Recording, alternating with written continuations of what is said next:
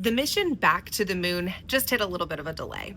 Artemis II is a rocket that is going to carry 4 astronauts back to the moon. They're not actually going to land on it, but they're going to do a lap around the far side of the moon. Then Earth's gravitational pull will bring them back to Earth. They'll land in the Pacific Ocean just off of San Diego's coast. This is the week that NASA was targeting what we call wet dress rehearsals. That means they're doing the countdown all the way up to 3, 2, 1 blast off just to see is it all working? Are systems in place? Is everything doing what it's supposed to do? Now, this already was delayed just a couple days because of how cold it's been in the south and the east. This is happening in Florida, and those cold temperatures are something that these scientists are closely monitoring to see how that might impact any of the gear and the equipment. They did that countdown Monday night, and scientists did detect a liquid hydrogen leak. That's part of the reason that they're delaying. They're going to look at all the systems and make sure it's all working. Obviously, when you have people on board, that creates that extra element of safety. They will not take off unless everything is perfect. The astronauts actually have been in quarantine in Texas,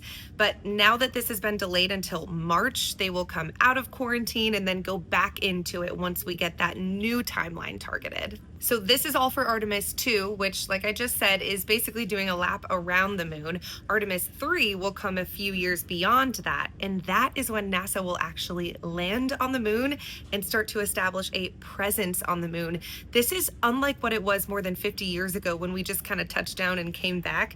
This is landing, establishing a presence. It's a huge conversation. We're basically trying to beat China to the moon because whoever gets there first sets the ground rules for how we establish that presence on the moon. This is a conversation I've talked about on my monthly astronomy show, The Sky Above. We had an in-depth conversation about this. If you want to check it out, you can head to the King 5 website.